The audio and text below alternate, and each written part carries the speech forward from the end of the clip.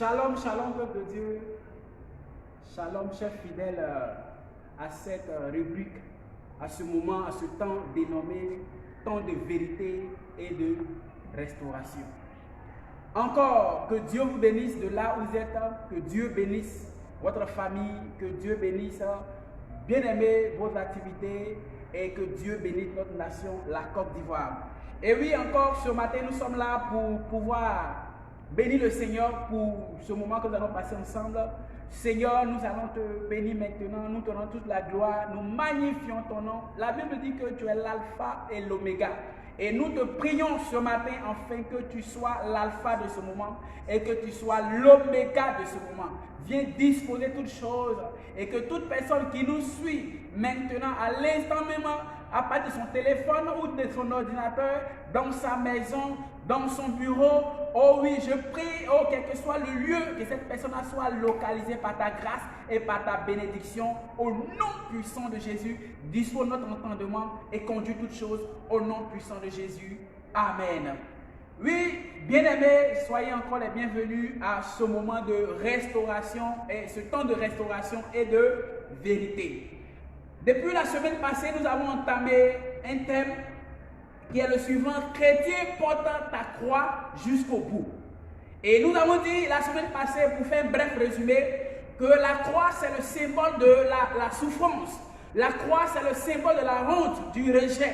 Et le symbole, on peut le dire, de la malédiction, parce que la Bible dit: maudit soit quiconque est pendu au bois. Et bien aimé, Jésus-Christ a été maudit pour nous, est devenu malédiction pour nous, pour que nous soyons bénis, pour que nous soyons restaurés.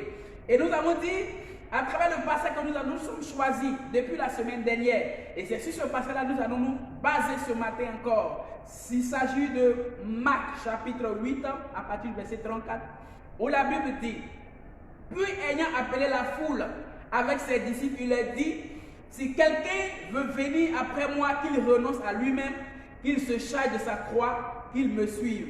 Car celui qui voudra sauver sa vie la perdra, mais celui qui perdra sa vie à cause de moi et de la bonne nouvelle la sauvera. Alléluia. Et bien aimé, la semaine passée, nous avons dit qu'à travers ce texte, Jésus-Christ donnait ainsi la condition qu'il faut pour pouvoir le suivre. La condition qu'il faut pour pouvoir devenir son disciple. Et on a dit, la condition est la suivante: il faut d'abord renoncer à soi-même et se charger de sa croix. Et l'aspect sur lequel nous allons nous peser cet après-midi encore, c'est charger de sa croix. Et on a donné pour thème: chrétien, charge-toi de ta croix jusqu'au bout et n'abandonne pas. Et nous avons dit que, en ce qui concerne cet engagement-là dessus Jésus-Christ, oui, cet engagement nous amène, oui, à mener trois types de batailles très importantes. Trois types de luttes très importantes. Et nous avons évoqué le premier type de lutte. Nous avons dit la lutte contre le péché. La lutte contre le péché. Alléluia. Bien aimé, et nous avons défendu cette thèse-là la semaine passée en disant que le péché, depuis le début, est attaché à l'homme. Ce péché adamique-là est attaché à l'homme. Et ce péché-là nous a séparés depuis le jardin d'Éden de notre Dieu, notre Créateur. Mais Jésus-Christ est venu pour pouvoir nous faire entrer dans une nouvelle alliance à travers son sang, à travers ce sacrifice qu'il a fait à la croix. Et lorsque nous nous chargeons de notre croix, nous nous identifions à l'action de Jésus-Christ à la croix. Lorsque nous portons notre croix, nous nous identifions à l'acte que Christ a posé. Nous nous identifions à l'action que Christ a posée pour le salut de l'humanité. Alléluia. Et ce salut-là, ce n'est pas pour une race, ce n'est pas seulement pour les Juifs, ce n'est pas pour les Européens, ce n'est pas seulement pour les Chinois, mais c'est pour toute l'humanité entière. Et si tu fais partie de la race humaine, ce salut-là aussi, ce sacrifice-là aussi est pour toi. Alléluia. Bien aimé, ce matin, nous allons continuer dans cette même veine. On a vu le premier point qui était la lutte contre le péché. Le deuxième point que nous allons développer ce matin: lorsqu'en tant que chrétien, on se charge de notre croix comme il le faut, comme le Christ le désire, bien aimé, il y a une bataille qui s'engage, il y a une lutte qui s'engage. Et cette lutte-là est contre Satan et les puissants des ténèbres. Oui, bien aimé, lorsque tu décides décide, un chrétien véritable, qui décide de suivre Christ, il s'engage automatiquement dans une armée qu'on appelle l'armée céleste. Et comment ça se passe? Pour ceux qui suivent les matchs de football, regardez l'histoire des clubs. Lorsque tu es dans un club de football, et le jour que tu quittes ce club-là, quand d'abord tu étais dans le club, on t'appréciait. Oui, bien aimé, tu avais des supporters. Lorsque tu prends le ballon, tu es acclamé. La foule est derrière toi. Et souvent, tu es la star de l'équipe. Alléluia. Mais le jour que tu décides de changer de club, tu deviens l'adversaire. Et le jour où vous rencontrez, ils ne diront pas que hier, nous avons joué dans la même équipe. Non. Là, les règles ont changé. Et bien aimé, c'est pareil lorsque nous devenons chrétiens. Nous changeons d'équipe. Nous changeons d'appartenance. Nous quittons le royaume des ténèbres et nous venons, oui, bien aimé, dans le royaume de la lumière. Et bien aimé, chaque royaume a ses principes. Du moment où nous quittons le royaume des ténèbres, nous devenons ennemis jurés du royaume des ténèbres. Nous devenons ennemis jurés des œuvres des ténèbres. Et celui qui règne dans les ténèbres, c'est Satan et ses démons. Alléluia. Et bien aimé, cette bataille-là est engagée le jour où tu as dit oui à Jésus. C'est pourquoi tu peux te poser, tu te dis souvent, mais pourquoi depuis que j'ai commencé à marcher à Christ, les choses ont commencé à devenir difficiles? Pourquoi lorsque j'ai commencé à marcher à Christ, oui, il y a un blocage, je constate un blocage. Oui, parce que tu constates ce blocage, car il y a encore quelque chose de Satan certainement qui t'appartient. Il y a quelque chose, oui, qu'il a dit encore chez toi que tu n'as pas encore abandonné. Il y a quelque chose qui appartient, il y a une alliance certainement qui a été établie sur laquelle l'ennemi se base pour te réclamer. Pour ceux qui suivent l'actualité, je vais prendre un peu le cas du football puisque beaucoup de personnes suivent. On dit qu'il y a une star qui veut quitter un club. On parle de Messi qui veut quitter Barcelone. Et la clause fait 700 millions. Pour qu'il puisse quitter. Jusqu'à présent, il est coincé. Donc, bien aimé, pour dire quoi? Tant qu'il y a quelque chose de Satan qui t'appartient, qui en toi encore, Satan va toujours te réclamer. Et tu dois mener un combat. Tu dois mener une bataille. Et cette bataille-là, bien aimé, ce qui est intéressant, quand tu es dans le camp de Jésus, cette bataille-là, tu la mènes dans la victoire. Cette bataille-là, tu la mènes dans la victoire. Et bien aimé, l'ennemi, il peut t'envoyer, il va mettre des bâtons dans tes roues, il va mettre des bâtons pour que tu tombes. Il veut voir ta chute, il veut te voir humilié, il veut te voir, bien aimé, marcher en ville, la tête baissée. Mais parce que tu as Christ et que tu te charges véritablement de ta croix, tu n'as pas peur de ce combat. Tu n'as pas peur de cette bataille. Cette bataille contre les œuvres de la sorcellerie, cette bataille contre les œuvres de la malédiction, cette bataille contre les œuvres de la mort, tu n'as pas peur de cette bataille. Alléluia. Bien-aimé, la parole de Dieu déclare dans le livre de 2 Corinthiens 10, versets 4 à 5. Ça, c'est l'âme que nous avons. L'âme la plus sophistiquée. Bien-aimé, cette âme-là, j'ai dit 2 Corinthiens 10, à partir du verset 4. La Bible dit, car les armes avec lesquelles nous combattons ne sont pas charnelles. Les armes avec lesquelles, quand tu viens à Christ, les armes que Christ te donne, ces armes-là ne sont pas charnelles.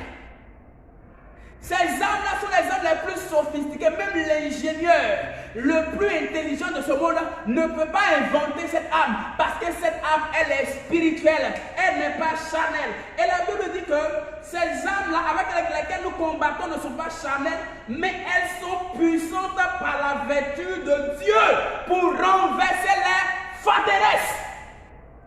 Quelle est la forteresse qui subsiste encore dans ta vie pendant que tu es en train de suivre Christ? Quelle est la forteresse qui subsiste? Certainement, tu as cette forteresse à le rejet. Tu as le sentiment que tu es rejeté dans ta famille. Tu as le sentiment que tu es rejeté même dans l'église. Tu as le sentiment que tu es rejeté dans ton entreprise. Tu as le sentiment que tu es rejeté dans ton foyer. Bien aimé, il y a des gens, il y a des forteresses qui sont bâties dans leur esprit. Ils ont l'impression qu'ils ne sont pas aimés. Ils ont l'impression qu'ils ne sont pas compris. Non, bien aimé, pas parce que tu n'as pas compris, mais parce qu'il y a une forteresse qui est dans ta vie. Et la Bible déclare que l'âme que Christ nous donne, à travers l'œuvre de la croix, vient pour renverser ces forteresses-là. Et ce matin, je déclare, toute forteresse bâtie dans ta vie est renversée au nom de Jésus. Toute forteresse de rejet bâtie dans ta vie est renversée. Toute forteresse de malédiction bâtie bâtie dans ta vie est renversée. Toute forteresse de pauvreté est renversée au nom puissant de Jésus. Non, nous sommes la famille la plus pauvre. Moi-même, je suis pauvre. Moi-même, j'ai quoi? Où je suis la main, j'ai quoi? Qui me voit? Bien-aimé, c'est une forteresse. Il y a quelqu'un qui te voit. Il s'appelle l'Éternel des armées. Il a un regard qui est porté sur toi. Il t'a dit que tu es rejeté. Les hommes peuvent t'haïr. Les hommes peuvent te rejeter. Mais Christ ne peut jamais te rejeter. Alléluia. Il faudrait que cette âme-là, tu aies cette âme. Oui, c'est une âme efficace. Et ça nous permet de lutter contre toute forme de forteresse. Les chrétiens, la plupart des chrétiens que nous sommes, bien parce qu'on ne voit pas l'emploi de cette croix dont nous portons. On ne voit pas cette importance-là. Et puisqu'on ne voit pas l'importance de cette croix-là, elle ne peut pas exécuter réellement ce qu'elle devait faire dans notre vie. Parce qu'on ne voit pas, on ne sait pas l'utiliser, on ne sait pas la porter, on la trouve lourde. Combien de personnes qui trouvent leur croix lourde aujourd'hui? Au point de l'abandonner en coup de chemin. Au point de l'abandonner, oui, quelque part, dans une chambre d'hôtel. Au point de l'abandonner, quelque part, bien aimé, chez un féticheur. Au point de l'abandonner quelque part, aller te mettre dans une relation bizarre. Tu as abandonné ta croix en agissant ainsi. Tu as abandonné et tu as porté, tu as tendu la pêche à l'ennemi. Alléluia. Bien-aimé, le temps est venu maintenant que tu te révèles, que tu te relèves. Alléluia. Le temps est venu. Parce que la Bible dit les armes que tu utilises sont des armes puissantes. Des armes puissantes. Des armes qui puissent par la vertu de Dieu pour renverser les forteresses. Mais il n'y a aucune forteresse qui peut résister. Et cette bataille-là, nous sommes engagés dedans. Ce n'est pas une bataille d'un seul jour. Ce n'est pas une bataille, non. Cette semaine-là, j'ai fait 2 jours de jeûne. Donc, j'ai gagné toute la victoire. Non, aujourd'hui, là, bien aimé, je suis en jeûne. Où je suis là, je suis trop spirituel. Ce mois-là, bien aimé, ta spiritualité ne se limite pas seulement au mois d'août. Mais cette spiritualité doit être sur 12 mois et doit être sur 7 jours, sur 7 ans. Alléluia. C'est de ça qu'il s'agit. Satan, il n'aime pas. Il n'y a pas l'amour. Et je le dis toujours. S'il y a quelque chose qu'on ne peut pas trouver chez Satan, c'est l'amour. L'amour ne se trouve pas dans le cœur de Satan. Alléluia. Bien-aimé, ce matin, tu dois te lever. Il avait dit dans cette bataille-là, il a dit, nous renversons les raisonnements. Et tout auteur qui s'élève contre la connaissance de Dieu, tout auteur qui s'élève contre la connaissance de Dieu, aujourd'hui le monde est rentré, l'homme se dit intelligent, l'homme se dit vraiment connaisseur, au point de limiter l'action de Dieu, au point de nier l'action de Dieu, au point de transformer la parole de Dieu à leur guise, à leur propre guise. Mais lorsque nous avons cette âme-là, bien aimé, nous renversons les raisonnements. Et tout auteur qui s'élève contre la connaissance de Dieu et nous amener toute pensée captive à l'obéissance de Christ. Alléluia. Bien-aimés, ce matin, des faux docteurs, c'est ça notre combat. Oui, on doit être des combattants pour l'évangile. Des faux docteurs s'élèvent, des faux enseignants s'élèvent. Bien-aimés, pour venir aussi, donnez-leur évangile. Donnez-leur parole de Dieu entre griffes. Donnez-leur enseignement à leur propre guise. Et pour pouvoir avoir de nombreux auditeurs, de nombreux fidèles, ils donnent de faux enseignements. Ce que le monde recherche. Bien-aimés, la nature même humaine, la nature de l'homme, c'est que l'homme est un éternel insatisfait. L'homme est un éternel insatisfait. Donc s'il y a un homme de Dieu en griffe qui vient pour dire que un homme doit au moins marier plusieurs femmes, vous allez voir que plusieurs personnes seront adeptes de ce courant d'évangile. Et aujourd'hui, il se passe pour des docteurs. Et il se dit, je me souviens la dernière fois, j'étais dans un taxi et on me parlait de ce gars. Un enseignement bien-aimé qui n'a rien à voir avec les Écritures. Et il était unanime que les femmes ne doivent pas prêcher. Par la grâce de Dieu, le Seigneur a mis des paroles dans ma bouche et je lui ai parlé. Il n'a plus dit un mot. Alléluia. Bien aimé, on doit se lever. C'est la bataille, c'est le combat qu'on doit mener qui est là. C'est cette bataille-là que pour celui qui se cherche de sa croix doit mener. Rétablir la vérité là où le mensonge est en train de progresser. Mais ce qu'ils ne savent pas, c'est que le mensonge, oui, quoi qu'il est rapide, ne peut que produire des fleurs, mais la vérité donnera des fruits. Alléluia. Seule la vérité peut produire des fruits. Sinon, le mensonge ne donnera que des fleurs. Mais ce qui est là, c'est que les fleurs, lorsque le soleil commence à briller, les fleurs commencent à se dégrader. Bien aimé, la vérité finira par dépasser le mensonge. Je ne dirais pas même rattraper. C'est-à-dire que la vérité va rattraper le mensonge et va dépasser. Alléluia. S'il y a un mensonge qui a été fait sur ta vie, oui, pour l'instant, tu es dans les fleurs du mensonge. Bien aimé, je voudrais que tu t'attaches au fruit de la vérité. Et cela, ça doit être la bataille, la lutte dans laquelle le chrétien doit s'engager, celui qui veut véritablement porter sa croix. Bien aimé, c'est le deuxième point. La lutte contre Satan et les puissants des ténèbres. Et le troisième point, c'est que nous luttons contre quelque chose. C'est un sentiment. Et ça, c'est très grave. C'est la lutte contre la haine et les moqueries du monde. La lutte contre la haine et les moqueries du monde. Bien aimé, il y a un passage d'Hébreu qui, quand je lis, qui me conforte dans ma foi. Hébreu 11, le verset 25. La Bible dit dans Hébreu 11, le verset 25, que Moïse aimait mieux être maltraité avec le peuple de Dieu que d'avoir pour un temps la jouissance du péché. La jouissance du péché comme une richesse. La jouissance du péché. Regardant l'opprobre de Christ comme une richesse plus grande que les trésors de l'Égypte. Car il avait les yeux fixés sur la rémunération. Bien aimé, les moqueries. Il y a des personnes qui ont peur des moqueries. Ils ont honte. Ils ont honte de parler de Jésus-Christ de Nazareth. Regardez. Jésus même qui ne voit pas les honte de lui. C'est-à-dire qu'ils ne voient pas Jésus, mais ils ont honte de lui. Ils ne sont même pas capables. Bien aimé, lorsqu'ils sont entre frères, il ne peut même pas présenter même son frère Christ. Et il y a des chrétiens comme cela. Ils arrivent à certains endroits, ils ne peuvent pas présenter pour dire que c'est mon frère en Christ, ou bien c'est ma soeur en Christ, ou bien c'est mon pasteur. Ils ont honte. Alléluia. Bien aimé, si tu as honte même de présenter un homme, à plus forte raison Dieu. Mais sache que Jésus dit, si tu as honte de moi devant les hommes, moi j'aurai honte de toi devant mon Père. Et là, ça sera terrible. Alléluia.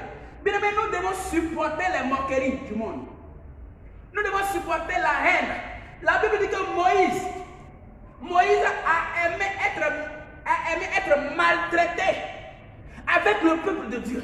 Est-ce qu'aujourd'hui, en tant que chrétien, tu acceptes d'être maltraité avec le peuple de Dieu? Tu acceptes d'être persécuté avec ton pasteur? Tu acceptes d'être persécuté, être humilié, insulté avec ton bien-aimé, ton leader, avec ton église?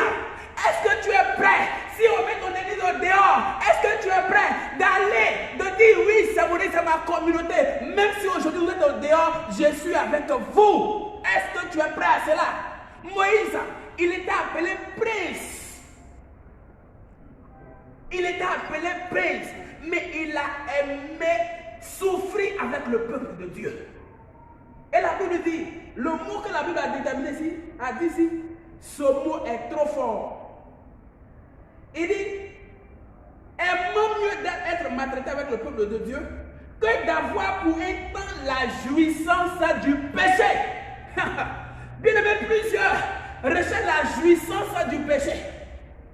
Ils veulent passer un temps dans la jouissance du péché. Regardez comment quelqu'un peut se jouir du péché. Et c'est ce que l'homme recherche aujourd'hui. La jouissance du péché. Où on n'a aucune considération. Oui, pour le peuple de Dieu. On n'a aucune considération pour son leader, pour son père spirituel, pour son pasteur. On peut le dénigrer n'importe comment. Oh, lui, c'est simplement mon pasteur. Est-ce que c'est lui qui est Dieu? Mais c'est mon pasteur, tu es mon responsable, ça s'arrête là. Est-ce que tu dois t'intéresser à ma vie? Ma vie privée ne te regarde pas. Alléluia. Bien aimé, je vais te dire une vérité. Si Dieu l'a établi sur toi, c'est qu'il est responsable de toi. Si Dieu l'a établi sur toi, c'est qu'il est responsable de toi. Alléluia. Donc, bien aimé, il peut te poser certaines questions. Et véritablement, c'est plusieurs. Ils veulent jouir du péché pour un temps. Mais la Bible dit que c'est pour un temps. Mais Moïse, il n'a pas regardé à ça, mais il a regardé plutôt à l'opprobre de Christ. Qu'est-ce que la Bible appelle l'opprobre de Christ? Ce que la Bible appelle l'opprobre de Christ, c'est l'œuvre de la croix. Puisque Jésus a été maudit à la croix. Donc ce que les Juifs appellent malédiction, ce qu'on appelle malédiction là, c'est à ça que Moïse a regardé. Ce qu'on appelle humiliation là, c'est à ça que Moïse a regardé. Ce qu'on appelle la honte là, c'est à ça que Moïse a regardé. Aujourd'hui, nous devons nous fixer nos regards sur l'opprobre de Christ. Bien aimé, en ayant un regard bien fixé sur la rémunération. C'est parce qu'on ne voit pas. Nous sommes dans une vie limitée. L'expérience de vie pour un homme, c'est combien d'années? Si tu as trop duré, pour certains pays, 70 ans, 80, l'Afrique, ça a diminué jusqu'à 50 ans. 50 ans de vie et une vie d'éternité. Bien aimé, c'est le lieu de te charger de ta croix. Et nous sommes en train de progresser vers la fin de ce message et encourager quelqu'un, infidèle, qui voulait abandonner, tu voulais relâcher, tu voulais, parce que tu as vu que les moqueries sont devenues trop. Tu as vu que vraiment on se moque trop de toi, on te rejette. Ton nom, le dénominateur commun, bien aimé de ta vie, maintenant se résume à la couleur de ton habit parce que tu as un seul habit que tu portes. La tante, oui, qui porte massie rouge, qui vient à l'église. On t'appelle par le nom, oui, de ta situation. On t'appelle par le nom de la maladie que tu portes. Comme la femme qui perdait le sang pendant 12 ans. C'est ce qui l'identifiait. Qu'est-ce qui t'identifie aujourd'hui? Quel est l'opprobre qui est sur ta vie? Mais bien aimé, si tu fixes ton regard sur la rémunération, si tu fixes ton regard sur l'action de Christ à la croix, si tu fixes ton regard sur l'œuvre que Christ a portée, l'œuvre d'amour qu'il a portée pour toi, bien aimé, tu ne seras point dans la confusion, tu ne seras point dans la honte, tu ne seras point dans l'humiliation, mais tu verras l'humiliation comme la gloire, tu verras la honte comme l'élévation, parce que la honte des hommes pour Dieu, quand le temps arrive, il fait passer cette honte-là et il t'amène dans une dimension de gloire. Que quelqu'un rentre ce matin dans une dimension de gloire. Quelqu'un qui tient ses téléphones et qui me voit et qui m'entend en train de prêcher ce message. Le Seigneur te met dans une dimension de gloire, dans une dimension de gloire et tu reçois à l'instant au nom de Jésus. Shabayaka son kiriba. Bien aimé, le Saint-Esprit continue l'action. Maintenant, de là où tu es, dans ta maison, parce que je vais prier pour quelqu'un, de là où tu es, dans ton service, toi qui me suis dans ton lieu, ou bien tu vas me suivre après, bien aimé, après ce direct. Oui, tu vas voir la vidéo sur YouTube, tu vas voir la vidéo sur la page. Oui, bien aimé, je voudrais que le Seigneur maintenant te localise. Et bien aimé, il te positionne là où tu dois être.